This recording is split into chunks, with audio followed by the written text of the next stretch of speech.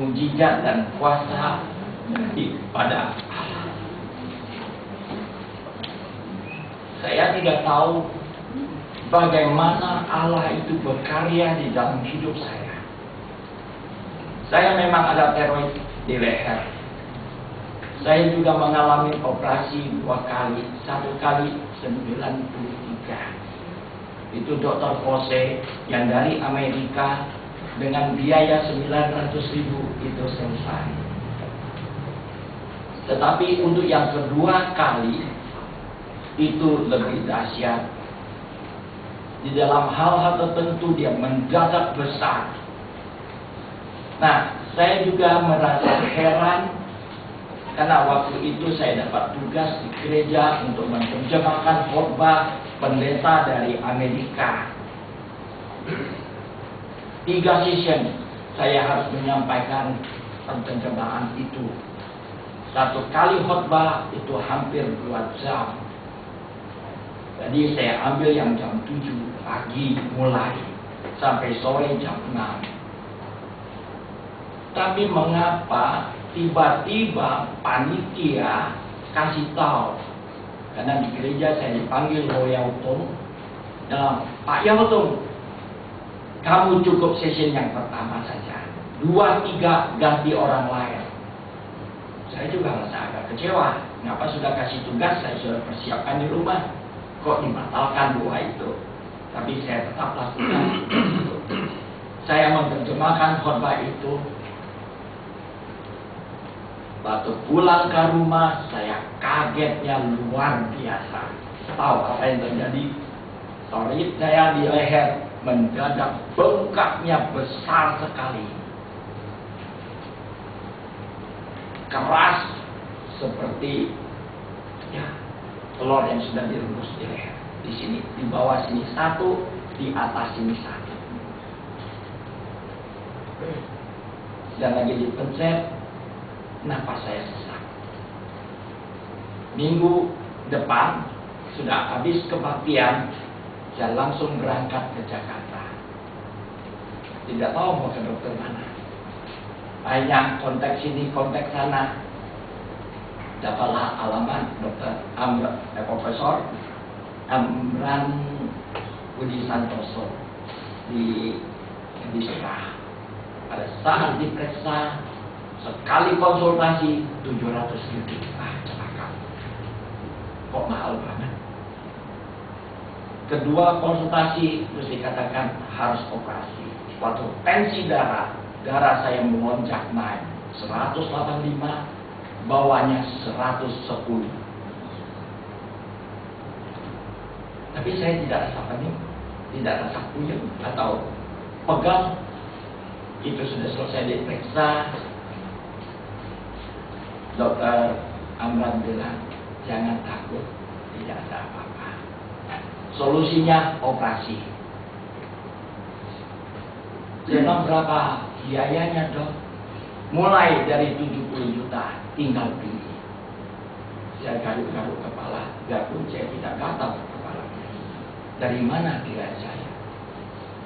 Tapi dia bilang tidak apa-apa, semua bisa berjalan dengan baik.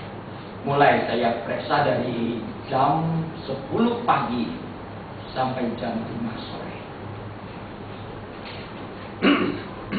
Saya bingung. Pulang ke rumah, berpikir operasi, tidak. Operasi, tidak. Dan akhirnya keputusan ambil operasi. Biaya dari mana saya tidak tahu. Tapi bersyukur saudara-saudara bantu. Kumpullah 14 juta. Anak saya juga bantu sebagian. Jalankan. Tetapi pada saat proses operasi, tahu berapa biayanya? Dr. Amran Budi Santoso itu gratis, tidak bayar. Dr. Sonar Soni, Direktur Utama Dr. Rumah Sakit Darmais, hanya yang harus bayar 6,5 juta, hanya menerima 3 juta. dan biaya operasi dan semua bayar dan perawatan 3 hari dan obat-obatan, hitung-hitung dikumpul hanya 15 juta. Semua teratasi. Dan lebih aneh lagi dan bin ajaib, Dokter Amran kasih saya duit lagi untuk pulang naik pesawat pulang ke Lampung. Mana ada cerita dokter yang kasih duit kepada pasiennya. Tetapi saya lebih bersyukur lagi karena saya tahu di gereja sini doa pagi mendoakan saya. Terima kasih untuk semuanya.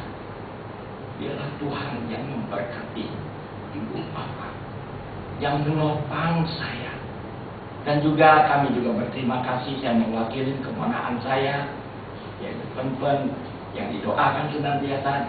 Kemarin sudah melanjutkan pernikahan sucinya. Yang kedua, saya ingin memberitakan kepada ibu dan bapak yang ada di sini. Biarpun saya bukan penuh seorang hamba Tuhan, tapi saya mengambil bidang misi pelayanan pengabaran Injil pribadi. Yang membuat dan mendorong saya, yaitu pada suatu hari saya bergerak untuk menemui seorang warga yang dari Buddha. Karena saya punya tujuan Buddha dan Konghucu. Karena ini mayoritas orang Tionghoa yang terjebak dalam lingkaran permainan setan. Maka saya berusaha untuk menjalankan itu. Nah, saya sudah siap karena sudah janji dengan beberapa teman akan pergi ke satu keluarga, ya, orang itu umur 41 tahun, milioner, orang kaya. Saya sudah siapkan Alkitab, saya sudah siapkan bahan-bahan yang harus saya sampaikan. Ternyata Dokter Bambang telepon. Nah, karena Dokter Bambang panggil saya Pak Ujang. Pak Ujang, tidak usah pergi lagi. Saya sudah diagnosa sakitnya, saya sudah ajak bicara dengan dia stres. Jadi gimana dok? Ya sudah, batalkan aja semuanya. Saya sambil mencak-mencak di rumah. Saya sudah tunggu setengah jam lebih, kok batal?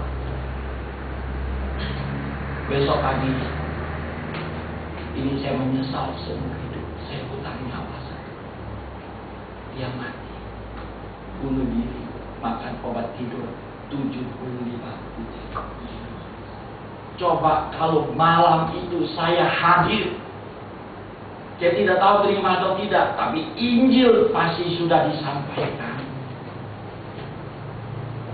Itulah yang memicu saya tambah aktif, tambah giat mencari jiwa-jiwa yang tersesat. Coba ibu bapak pikirkan, kalau saudara kita, anggota keluarga kita yang belum terima Tuhan Yesus, dan kita tahu kita pasti masuk surga dengan iman keyakinan kita, tapi mereka kita juga tahu pasti masuk neraka. Bagaimana hati? Bagaimana hati kita melihat mereka menderita? Boleh katakan dengan pakai bahasa manusia, penderitaannya sepanjang umurnya Tuhan. Tega tidak? Nah, dengan motivasi itu, saya perjuangkan berjalan. 3 tahun kemudian sudah kejadian besar. PI. Mulailah terkumpul orang, bina mereka. Akhirnya pendeta dari pusat datang, pimpin lapisan pertama 24 orang. Terus berjalan. Sekarang sudah ada 150 orang yang dibaptis menerima Yesus Kristus. Jadi sesuai dengan firman Tuhan, baik atau tidak baik, Injil itu harus disebarkan, diberitakan. Kalau dalam bahasa Mandarin, 福音一定要广传。bahasa teks福音一定要传扬世界。Coba bayangkan, baik tidak baik, kita jalankan. Saya mendengar berita dari sini, ada yang sampai mati dalam masuk penginjilan misi di Kubu. Itu satu pengorbanan yang sangat dahsyat. Sudah ada nyawa yang dipertaruhkan, perjuangan itu. Dan juga firman Tuhan katakan, pemberitaan firman itu langkah atau telapak mereka sangat indah. Saya sarankan kepada ibu bapak, dukunglah di dalam pelayanan gereja, dukunglah di dalam segala aktivitas, khususnya di dalam misi pengabaran Injil. Karena itulah yang bisa memenangkan jiwa datang kepada Tuhan. Coba pada suatu hari, kalau waktunya sampai, kita dipanggil Tuhan. Ini secara manusia aja, ini tidak begitu. Tiba-tiba ada orang datang salaman dengan kita, mengucapkan terima kasih untuk ada kamu, berita kasih tahuan Injil, hingga saya sekarang selamat bisa hadir di hadirat Tuhan. Coba bayangkan apa yang kita alami dan sukacita kita. Luar biasa. Biarlah kesaksian ini menjadi berkat bagi saudara. Terima kasih.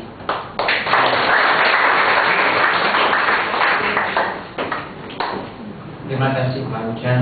Tuhan memberkati pelayanan Bapak. Beliau bekerja sendiri ya, artinya tanpa satu badan atau apa. Yang saya dengar dari